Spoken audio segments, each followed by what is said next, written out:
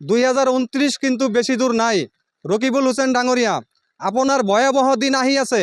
আপনার বিরুদ্ধে আমি যদি আমার সিজনগ্রাম বিধানসভা সমষ্টির রাইজে আপোনাক কঁকালত টঙালি বান্ধি আপোনাক আমি ঘৰৰ পৰা ওলাই ৰাতিৰ আন্ধাৰত দিনৰ বৰষুণত আমি যেনেকৈ আপোনাক 2024 চনত আপোনাক আমি শিলদল ভাঙি আপোনাক আমি ভোট দিছিলোঁ।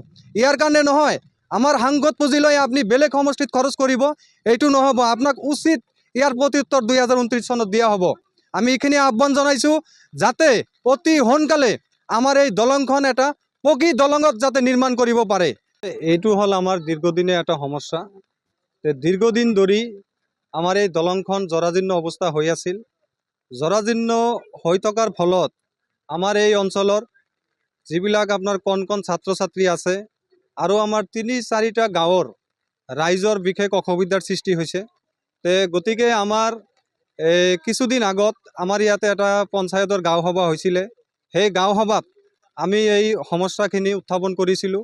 কৰাৰ পিছত আমাৰ কাছাৰপেটি গাঁও পঞ্চায়তৰ সচিব মহোদয় নুৰজামান ডাঙৰীয়া, তাৰ লগতে আমাৰ সভানেত্ৰী বাইদেউ, তেখেতলোকৰ সহযোগিতাত আৰু মই স্থানীয় যুৱক হিচাপে আৰু এজন সমাজসেৱক হিচাপে মোৰ সাধ্য অনুযায়ী যিখিনি সহায় সহযোগিতা কৰিছিলোঁ, আৰু এই সহায় সহযোগিতা কৰাৰ ফলত আমাৰ আজি এই দলংখন মেৰামতি কৰিবলৈ সক্ষম হৈছোঁ।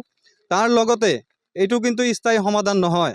আমাৰ ২ নং ধুবুৰী লোকসভা সমষ্টিৰ সন্মানীয় সাংসদ ৰকিবুল হোসেন ডাঙৰীয়াক আমি এই ধুবুৰী লোকসভা সমষ্টিৰ পৰা 12 লাখ ভোটত তেওঁক নিৰ্বাচিত কৰি আমি দিল্লীলৈ পঠাইছিলোঁ।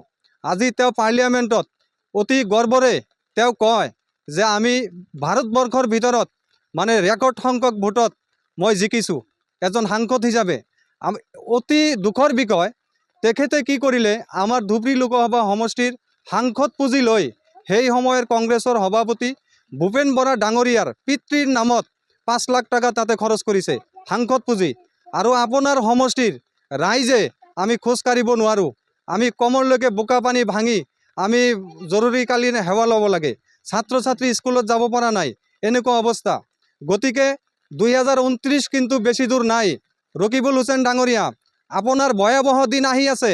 আপোনাৰ বিৰুদ্ধে আমি যদি আমাৰ সিজনগ্ৰাম বিধানসভা সমষ্টিৰ ৰাইজে আপোনাক কঁকালত টঙালি বান্ধি আপোনাক আমি ঘৰৰ পৰা ওলাই ৰাতিৰ আন্ধাৰত দিনৰ বৰষুণত আমি যেনেকৈ আপোনাক 2024 চনত আপোনাক আমি শিলদল ভাঙি আপোনাক আমি ভোট দিছিলোঁ।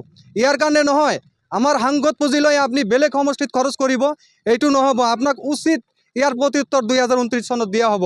আমি এইখিনি আহ্বান জনাইছোঁ যাতে অতি সোনকালে আমাৰ এই দলংখন এটা পকী দলঙত যাতে নিৰ্মাণ কৰিব পাৰে।